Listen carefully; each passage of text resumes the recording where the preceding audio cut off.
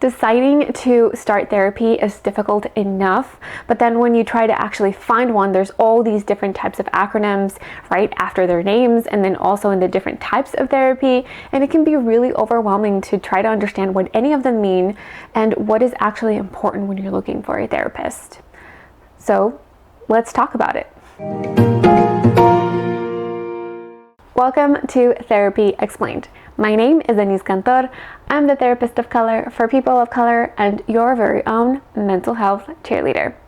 I post videos about all things mental health because I believe that mental health information should be free and accessible to everyone. If you agree and would like to help spread the word, make sure to subscribe, give this video a thumbs up, and share with anyone that you think might find this helpful. Every video also comes with its own cheat sheet that I make available to you on Instagram, so to get yours, make sure that you're following me there at Talk Therapy. Before we jump into today's video about what you should know and look for when you're looking for a therapist, I want to give a big thank you and shout out to Luisa from Instagram. She submitted the request for this topic, and I want to say a big thank you for doing so. I am really excited to cover this topic. If you would like to submit a request for a topic, make sure that you're following me on Instagram so that you don't miss the little submission sticker that I post every so often, so that maybe you can see one of your topics covered in a video. Enough about that, let's just go ahead and jump right into it. The first thing that you should know when you're looking for a therapist is that there are many ways to become a therapist. So all the little acronyms that you see right after our names, it means the kind of training that we received. Now there is LMFT, AMFT, LCSW, ACSW, PsyD, PhD, and LPCC, and those are just the ones that I know off the top of my head. Again, it really just refers to the type of training that we received and our current level of training. When you see an L right before MFT or an L right before CSW, that means that we are licensed clinicians. If you ever see an A, that means that they are currently an associate, so not quite licensed, but they have already completed their master's level training. Now, like I mentioned, I'm an LMFT, but if you listen to my podcast, you know that I co-host it with Dr. Leslie Solis. Now, she is a doctorate level psychologist. So if you want to know a little bit more about her training and her journey as well as mine, make sure to click the link below so that you can hear a little bit about our story of becoming therapists. In general, we all need to have at least a master's level education, which means that first we need to get a bachelor's level education. So that's an undergraduate degree, a BA or BS. We actually have to start our training during our master's degree. So our last year, sometimes depending again on the kind of training that you're receiving, you might do 1 year or 1 semester, 6 months of actual clinical training. So while we're in our master's, we're getting our master's degree, we're actually starting to see our first patients with, of course, the guidance of a licensed therapist and all of our professors. Once we graduate and we have a master's degree, we become an associate. That's when you start seeing an A right after our name, and that means that we have completed our master's training and now we're working on getting our hours. Everybody's required to complete a certain amount of hours in order to become eligible to take the licensing exam. It differs across the board depending on what kind of master's you received and what kind of license you're trying to get. But for me, for example, I had to get 3,000 hours of training before being eligible to even take the exam. I also had to take a law and ethics exam my first year as an associate, which means that there are 2 exams that you have to complete plus 3,000 hours to become an LMFT. This changes again depending on what kind of training you're looking for and what kind of license you're trying to get. But in general, everybody has to complete a certain amount of hours of actual work with patients before taking your licensing exam. After that, even though you are a licensed clinician, you are still required to complete a certain amount of training every 2 years to keep your license. You should rest assured that regardless of whatever acronyms are right behind somebody's name, we've received a lot of training. The second thing to note is that there are also different types of therapies. I'm going to be calling these modalities, but they're also named in different things, different training, certifications, specialties, but really modalities mean the type of therapy that that therapist is engaging in. There are a bunch of different types of modalities as well, many more than different types of therapists or therapy licenses. But again, in general, they tend to fall into very, very broad categories. There is an EBP, an evidence-based practice, and then anything that is not an EBP. An evidence-based practice is probably one of those acronyms that you've seen in the past. CBT, EMDR, stuff like that, TFCBT. The CBT stands for Cognitive Behavioral Therapy. That means that these types of therapists and the therapy that you will be engaging in has its own vocabulary, its own structure, and sometimes even its own amount of sessions that you'll be going through. That's what an evidence-based practice is. It's basically like a program that you're going through. Like I mentioned, it has its own vocabulary. Sometimes it has its own props. If you're familiar with EMDR, then you know that they'll use a stick or they'll use different lights. Again, this is specific to that particular modality. They also all require that you receive a certain amount of training, certification, and supervision. It takes a long time and it takes a lot of work to receive one of these certifications. So if you're looking to receive a therapy under an EBP kind of therapy, it might be a little bit more expensive as well. The good thing about EBPs is that there are, as the name suggests, evidence-based. That means that there are research studies that have taken place that prove that they are helpful for a particular type of symptom that you might be having, diagnosis that you might have, or for people in general, there's just proof that this works. But don't let this fool you. If a type of therapy is not an EBP, that doesn't mean that it doesn't work. It just means that it's not a program. It doesn't have its own words sometimes. Sometimes it does have its own vocabulary, but not all the time. A non-EBP just means that sometimes it takes 6 months, sometimes it takes 3 months, sometimes it takes a year, sometimes it takes a year and a half. It isn't uniform, and that's what makes these types of therapies hard to study. That's why there's no research on them, because if you go to a psychoanalytical therapist, we're not all going to do it the same. We're going to take longer or shorter. We're going to add different things or take different things. So that makes it harder to study, and therefore there really isn't much research on it. So just because it's not an EBP, it doesn't mean it doesn't work. It just means that it's more likely to be adjusted and molded to what fits you best. EBPs, like I mentioned, because they're programs, they're very limited in how much they can actually adjust to you. In general, most therapists will meet you where you are and give you what you need, but if they are working under an EBP, it can be pretty constraining just how much they can adjust to you and your needs. So this is also something to keep in mind as you're looking for a therapist. Another thing to note is that there are different places where you can get therapy. Now, I've been talking about how you can get therapies in private practice in general, but you can also receive therapy in a community setting.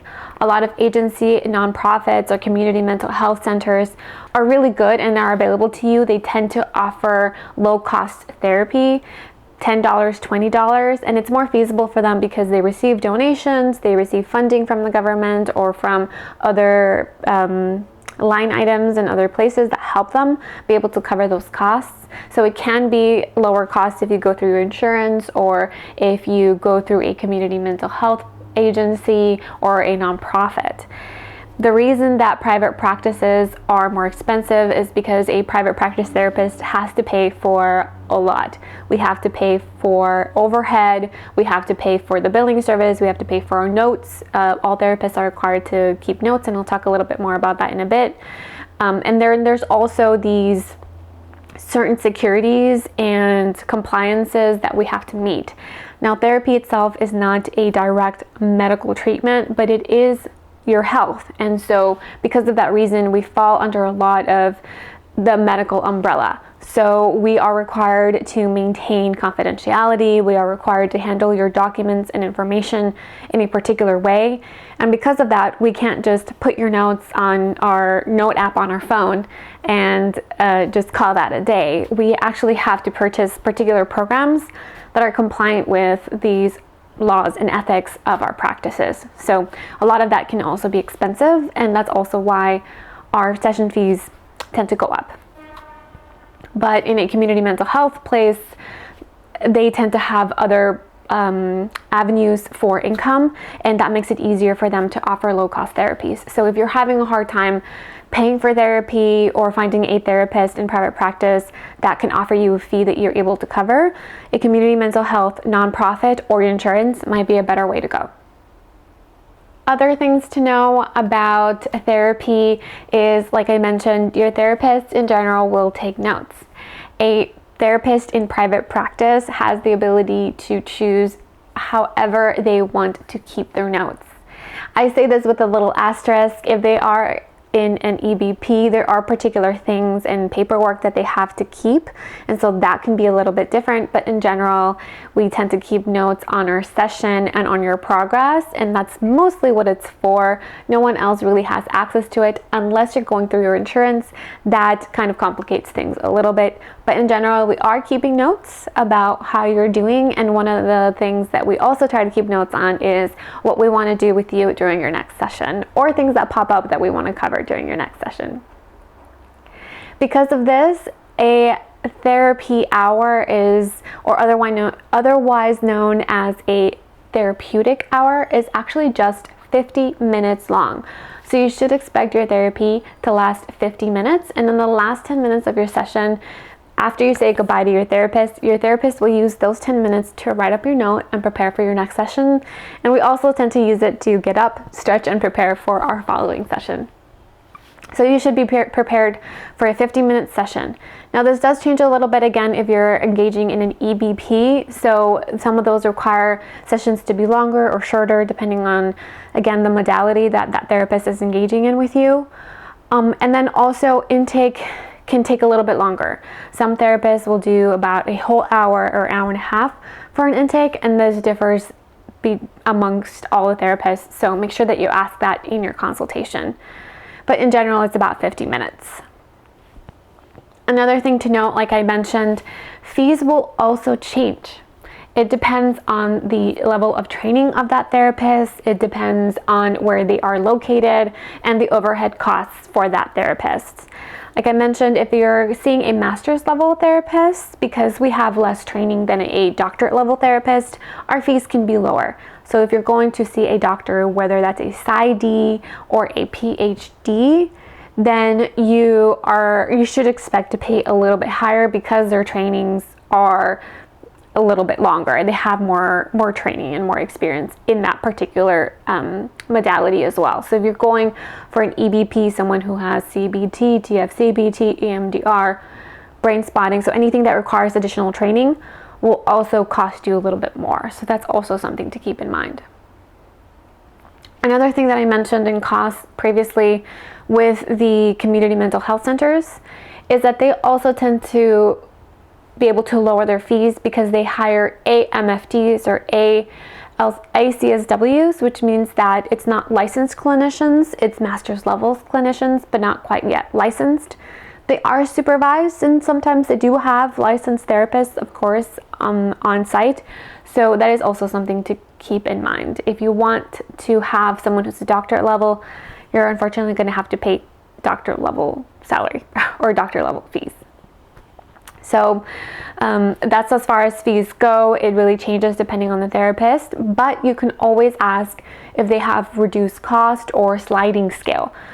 Basically what that means is, can you reduce your regular session fee? Sometimes you'll see on their website that says fee starting at $150. You can still contact them and ask, do you have any low cost sessions, or do you offer sliding scale? And they'll let you know. The most important thing studies have shown is your relationship with your therapist. It doesn't matter so much the modality, the training. What matters is how you feel in that room. That's what's going to make the biggest difference. So let's review before we go. There are different types of therapists. different types of training, different types of licenses. But ultimately, you should remember that we all go through a ton of training before we can call ourselves therapists, before we can even see patients. Second, there are different types of therapies, research-backed and non-research-backed.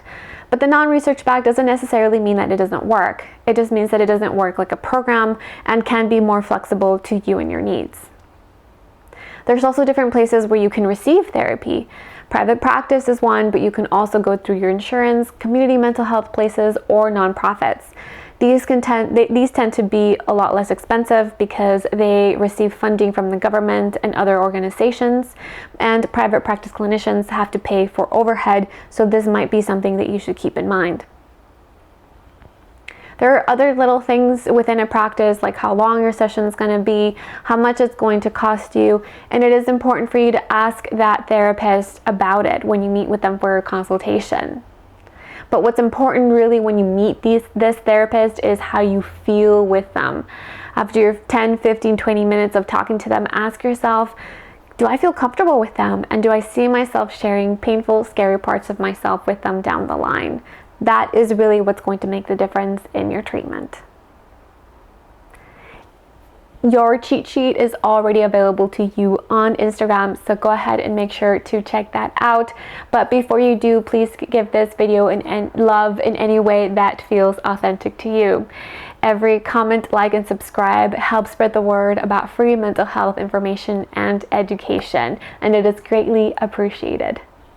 Thank you so much for watching, and as always, remember, I'm always cheering for you.